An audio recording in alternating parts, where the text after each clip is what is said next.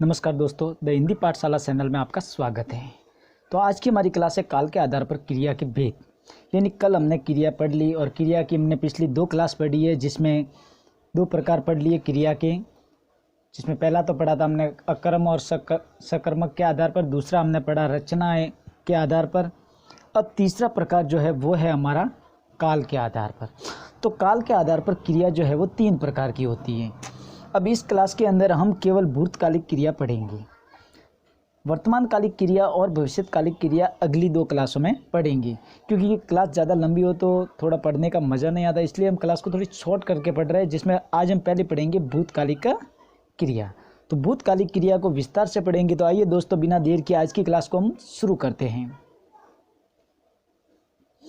हमारी पहली क्लास है नंबर 1 है भूतकालिक क्रिया। अब भूतकालिक क्रिया में क्या होता है कि क्रिया के जिस रूप के द्वारा बीते हुए समय में अर्थात भूतकाल में किसी कार्य के होने का बोध हो, भूतकालिक क्रिया कहलाती है। यानी क्रिया के जिस रूप के द्वारा बीते हुए समय में, जो बीता हुआ समय जो समय बीत गया है, अर्थात भूतकाल में यानी बीते हुए समय में कार्य के होने का जो क्या होता है बोध हो, वो भूतकालिक क्रिया कहलाती है। जैसे मोहन ने पुस्तक पढ़ी यानी बीता हुआ कल हो गया, पढ़ी। उसी प्रकार से कृष्णा ने बांसुरी बजाई, राजेश विदेश गया था, बच्चे फुटबॉल खेल रहे थे। तो ये क्या हुआ दोस्तों, ये हो गए बीता हुआ कल। यानी बच्चे फुटबॉल खेल रहे थे, खेल नहीं रहे हैं, वो खेल रहे थे। राजेश विदेश गया था, कृष्ण ने बांसुरी बजाई, मोहन ने पुस्तक पढ़ी। तो ये सारे के सारे हैं, ये भूतकालिक क्रिया के उदाहरण हैं। आगे जो है दोस्तों भूतकालिक क्रिया के उपभेद। अब भूतकालिक क्रिया के उपभेद जो है वो है सें, या उपभेद कहो या उसको भेद भी कह सकते हो। यानी भूतकालिक क्रिया को वापस से भागों में बांटा गया है, जिसमें नंबर 1 हम अगर बात करें तो नंबर 1 जो है वो है सामान्य भूतकालिक क्रिया। नंबर 2 की बात करें तो वो है आसन भूतकालिक क्रिया। नंबर 3 पूर्ण भूतकालिक क्रिया। नंबर 4 अपूर्ण भूतकालिक क्रिया। नंबर 5 संदिग्ध भूतकालिक क्रिया। और नंबर 6 हेतुमद भूतकालिक क्रिया। यानी भूतकालिक क्रिया के कितने भेद हुए? 6 भेद। आसन भूतकालिक क्रिया, सामान्य भूतकालिक क्रिया, आसन भूतकालिक क्रिया, पूर्ण भूतकालिक क्रिया, अपूर्ण भूतकालिक क्रिया, संदिग्ध भूतकालिक क्रिया, हेतुमद भूतकालिक क्रिया। अब दोस्तों पहला पढ़ेंगे हम सामान्य भूतकालिक क्रिया। सामान्य भूतकालिक क्रिया में क्या होता है कि आपको ध्यान रखना है आ ई ए का, यानी वाक्य के अंत में इन शब्दों का ध्यान, इन वर्णों का ध्यान रखना है, आ ई ए। कहने का मतलब ये कि जो सामान्य भूतकालिक क्रिया का कोई वाक्य होगा तो उनके अंत में आ ई ए में से जरूर होगा। यानी कि क्रिया के जिस रूप के द्वारा बीते हुए समय में किसी कार्य के होने की सामान्य स्थिति का बोध हो। क्रिया के जिस रूप के द्वारा बीते हुए समय में किसी कार्य के होने की सामान्य स्थिति का बोध हो, सामान्य भूतकालिक क्रिया कहलाती है। जैसे कि विजय जयपुर गया, ये सामान्य स्थिति है। विजय कहाँ गया? जयपुर गया। मनीषा आगरा गई, बच्चे विद्यालय गए। तो इन सारे वाक्यों में सामान्य स्थिति का बोध हो रहा है। और सबके अंत में देख लो, ये आ वर्ण है, यहाँ पे गया आ की ध्वनि आ रही है, ए की ध्वनि आ रही है। यानी आ ई ए ये जरूर आएंगे पीछे वाक्य के अंत में सामान्य भूतकालिक क्रिया के अंदर। नेक्स्ट बात करें दोस्तों तो नंबर 2 जो है वो है आसन भूतकालिक क्रिया। अब आसन भूतकालिक क्रिया में भी आ ई ए इनके साथ में क्या आएगा? है आएगा। यानी वाक्य के अंत में आ ई ए वर्ण तो आएंगे, उनके साथ में क्या आएगा? है आएगा। है में क्या होता है? अब देखो कि क्रिया के जिस रूप के द्वारा बीते हुए समय में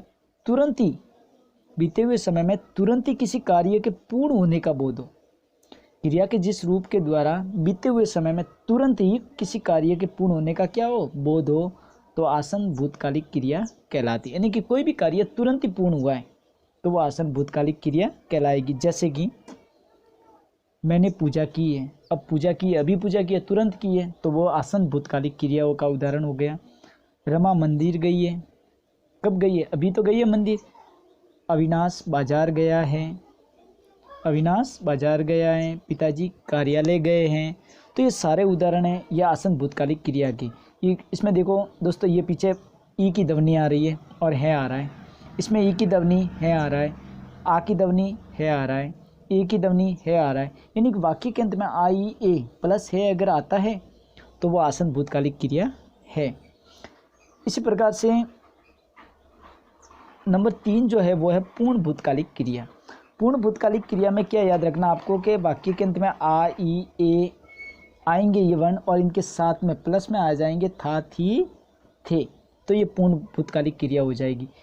कहने का मतलब ये है कि किसी क्रिया के जिस रूप के द्वारा बीते हुए समय में, किसी क्रिया के जिस रूप के द्वारा बीते हुए समय में अर्थात भूतकाल में किसी कार्य के होने में पूर्णता का बोध हो या बहुत पहले ही किसी कार्य के पूर्ण होने का बोध हो तो वो पूर्ण भूतकालिक क्रिया कहलाती।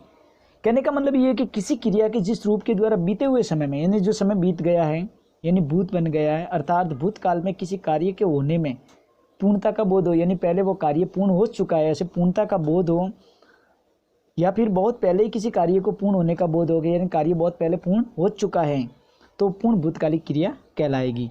जैसे कि एक उदाहरण है, नितेश बाजार गया था, अब वो बाजार गया नहीं है, गया था, यानी वो बीत चुका है समय। मनु मंदिर गई थी, मनु मंदिर गई थी।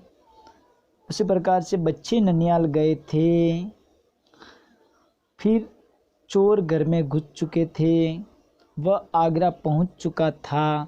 तो ये जो सारे उदाहरण हैं ये पूर्ण भूतकालिक क्रिया को दर्शा रहे हैं। यानी कि नितेश बाजार गया था मतलब वो बीत चुका है समय, वो बाजार गया था। मनु मंदिर गई थी, बच्चे ननियाल गए थे, चोर घर में घुस चुके थे, वह आगरा पहुंच चुका था। तो ये सारे उदाहरण किसके हैं, इस भूतकालिक क्रिया। और इनके अंत में याद रखना आपको आई ए के साथ था थी थे जरूर देखने को मिलेगा। इसी प्रकार से अगला जो है वो है नंबर 4 अपूर्ण भूतकालिक क्रिया, जिसके अंत में क्या मिलेगा आपको देखने को, रहा रही रहे, इनके साथ में मिलेगा था थी थे। यानी कि दोस्तों क्रिया के जिस रूप के द्वारा बीते हुए समय में किसी कार्य के अपूर्ण होने का बोध हो, यानी क्रिया के जिस रूप के द्वारा बीते हुए समय में कोई कार्य हुआ है उसको अपूर्ण मतलब पूरी तरह से पूरा नहीं हुआ है तो वो अपूर्ण भूतकालिक क्रिया कहलाती है। जैसे कि विकास पुस्तक पढ़ रहा था, यानी मैं जब वहाँ गया तब विकास क्या कर रहा था, पुस्तक पढ़ रहा था, मतलब वो पढ़ रहा था, पूर्ण नहीं है, अपूर्ण है। उसी प्रकार से रीना भजन गा रही थी, भजन गाया नहीं है, गा रही थी। बच्चे झगड़ रहे थे, कुत्ता भौंक रहा था, मतलब वर्तमान में कार्य हो रहा था लेकिन उसके पीछे था थी थे आ गया है तो वो अपूर्ण भूतकालिक क्रिया को दर्शाता है, यानी पूर्ण नहीं है, अपूर्ण है। इसी प्रकार से अगली बात करें तो नंबर 5 जो है वो है संदिग्ध भूतकालिक क्रिया। इसमें भी एक आपको याद रखना है कि वाक्य के अंत में आ ई ए ये जरूर देखने को मिलेगा, इनके साथ में होगा, होगी या होंगे। यानी कि क्रिया के जिस रूप के द्वारा बीते हुए समय में किसी कार्य के होने में संदिग्धता का बोध हो, संदिग्ध भूतकालिक क्रिया कहलाती है। यानी हमें संदेह हो रहा हो, क्रिया के जिस रूप के द्वारा जो बीता हुआ समय है उसमें किसी कार्य के होने में हमें क्या हो रही है, संदिग्धता हो रही है, हमें संदिग्ध हो रहा है तो वो संदिग्ध भूतकालिक क्रिया कहलाती है। जैसे कि मनोज जोधपुर गया होगा, हम संदेह कर रहे हैं, हम सोच रहे हैं कि मनोज जोधपुर गया होगा, अब वो गया है या नहीं गया ये कंफर्म नहीं है लेकिन मनोज जोधपुर गया होगा। ठीक है दोस्तों, मनोज जोधपुर गया होगा, निधि ननियाल गई होगी, बच्चे विद्यालय गए होंगे, वे घर पहुंच गए होंगे, मतलब ऐसा हम संदेह कर रहे हैं। ये अभी फिक्स नहीं कह सकते, मतलब ऐसा संदेह कर रहे हैं। तो ये सारे उदाहरण जो है ये संदिग्ध भूतकालिक क्रिया के हैं। यानी मनोज जोधपुर गया होगा, निधि ननियाल गई होगी, बच्चे विद्यालय गए होंगे, वे घर पहुंच गए होंगे। ठीक है दोस्तों, आगे बात करें तो नंबर 6 जो है ये भूतकालिक क्रिया का अंतिम भाग है, भेद है, यानी हेतु हेतु मध्य भूतकालिक क्रिया। इसमें क्या होता है कि यदि तो यानी शर्तवाची होंगे। यदि तो क्या होंगे? शर्तवाची। जैसे शर्त लगाते हो ना किसी से, वैसे। यानी कि जब किसी वाक्य में क्रिया की बीते हुए समय में घटित होने का बोध हो, यानी जब किसी वाक्य में क्रिया को यानी क्रिया की बीते हुए समय में घटित होने का क्या हो? बोध हो, लेकिन एक कार्य दूसरे कार्यों पर आश्रित हो, लेकिन एक कार्य जो है दूसरे कार्य पर क्या हो? आश्रित हो, तो हेतु हेतु मध्य भूतकालिक क्रिया कहलाती है। मतलब समझ में आया? यानी कि जब किसी वाक्य में क्रिया के बीते हुए समय में घटित होने का बोध तो हो, लेकिन एक कार्य जो है वो दूसरे कार्यों पर क्या हो? आश्रित हो, तो हेतु हेतु मध्य भूतकालिक क्रिया कहलाती है। जैसे कि यदि आप आते तो ज़्यादा मज़ा आता, यानी यदि और तो समझ लेना हेतु हेतु मध्य भूतकालिक क्रिया है। यदि बरसात अच्छी होती तो फसल भी अच्छी पकती। यदि कृष्ण बांसुरी बजाता तो राधा नाचती। यानी यदि और तो आपको ध्यान रखना है। अगर वाक्य में दिखाई देता है तो कौन सी क्रिया होगी? हेतु हेतु मध्य भूतकालिक क्रिया। इसी के साथ दोस्तों आज की हमारी क्रिया जो थी वो थी भूतकालिक क्रिया। कौन सी? भूतकालिक क्रिया के हमने भूतकालिक क्रिया और भूतकालिक क्रिया के हमने 6 भेद पढ़े। कितने भेद पढ़े? 6 भेद पढ़े। कल हमारी दूसरी जो होगी वो होगी वर्तमान कालिक क्रिया। वर्तमान कालिक क्रिया ये हम कल पढ़ेंगे, वर्तमान कालिक क्रिया। आज हमने भूतकालिक क्रिया पढ़ी है। अब दोस्तों आपको इस क्लास की अगर नोट्स बनाने हैं, आपको इस क्लास के नोट्स बनाने हैं, तो नोट्स बनाने के लिए आपको जो PDF है वो